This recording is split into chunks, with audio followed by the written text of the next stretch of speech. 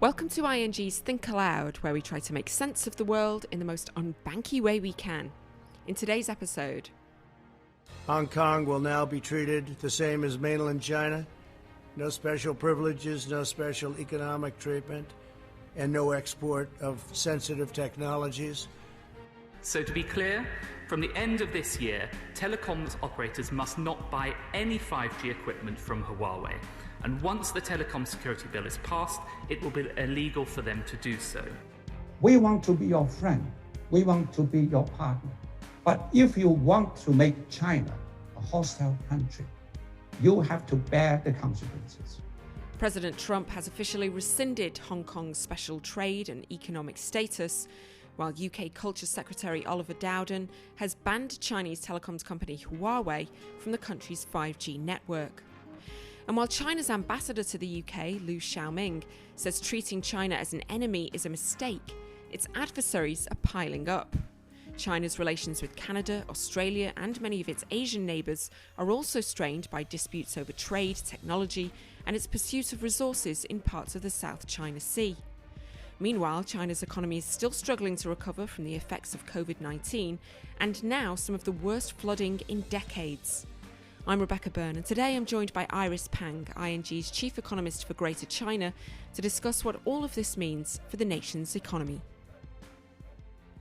Iris, there's been a lot of pressure on China this week from different parts of the world. Let's start with the UK, which has banned Huawei from the 5G network.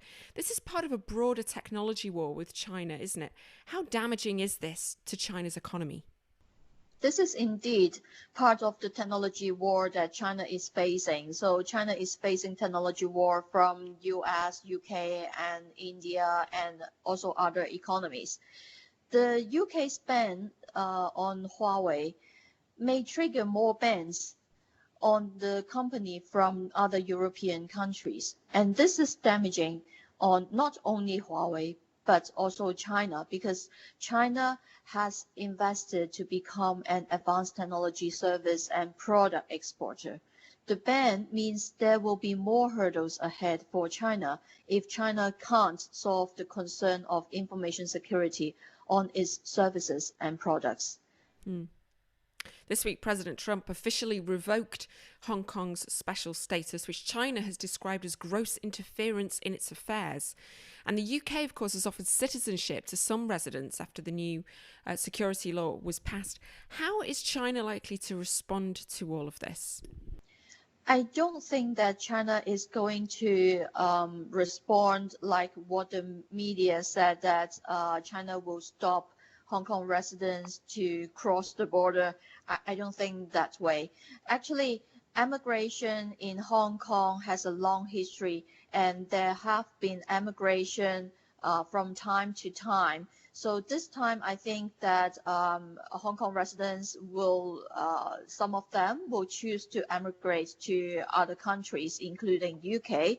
But if there is like stopping Hong Kong residents to UK, doesn't really stop Hong Kong residents going to other countries. So it is not really useful. I think China will just let those Hong Kong residents go.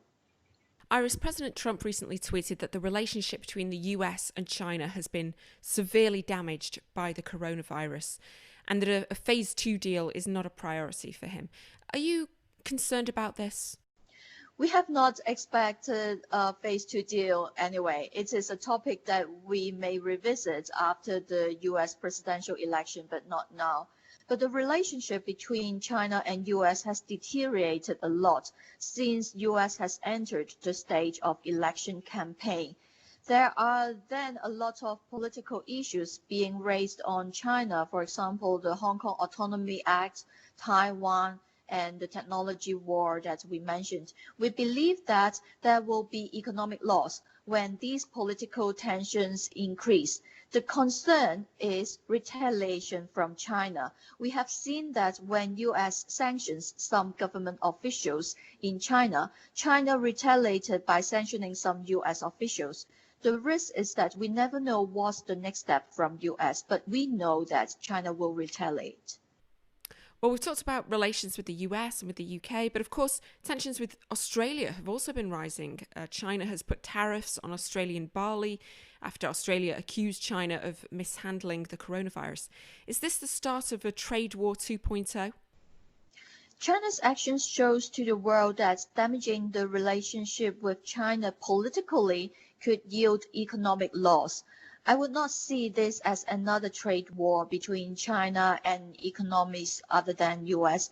The tariffs on Australian barley haven't triggered tariffs on Chinese goods so far, so it is not a tit for tat. So we can't call it a trade war.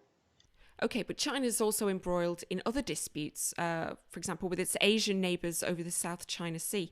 Is this purely a political clash, or are there any economic implications that we should be aware of?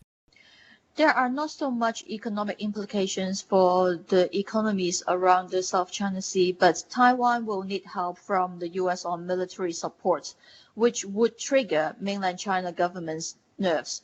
And the tension between China and US will increase. And then that could trigger retaliation on economic policies on Taiwan and US. So political issues could turn into economic policies if things get really difficult. Okay, let's talk about the data. We just had second quarter figures, GDP figures for China. What does it suggest about the shape of the recovery and demand from overseas? I would say that the shape of the recovery is still a very fat U shape, although the growth rate seems look very good at positive 3.2%. Some of the recovery on export demand in June was not seen in April and May. That is very good because that means that COVID cases are under control. And if that is under control for longer, then the recovery in Europe and the rest of the world will also be more solid, and that will be beneficial to China's exports. But so far, this is mostly from Europe. We have seen COVID cases continue to be very high every day in US. So there will be divergence of export demand for Chinese goods. Iris, in addition to tackling the aftermath of COVID-19 and a tech war and a trade war, China's also now suffering from some of the worst flooding that it's seen in decades. What impact is this going to have on the economy in the coming quarters? The flood is indeed very damaging to the society and the economy. The affected area is so wide that some infrastructure projects have to be put on hold. So investment growth will be affected in the third quarter. We expect that after the flood is gone, the aftermath reconstruction will be beneficial to growth. For example, sewage construction and disease controls. But these aftermath construction may not be able to compensate the economic loss from the flood on agriculture and also from the flood on the delay on infrastructure investments. What does this mean for economic stimulus? China, as we know, has already taken aggressive steps to combat the economic fallout from the coronavirus.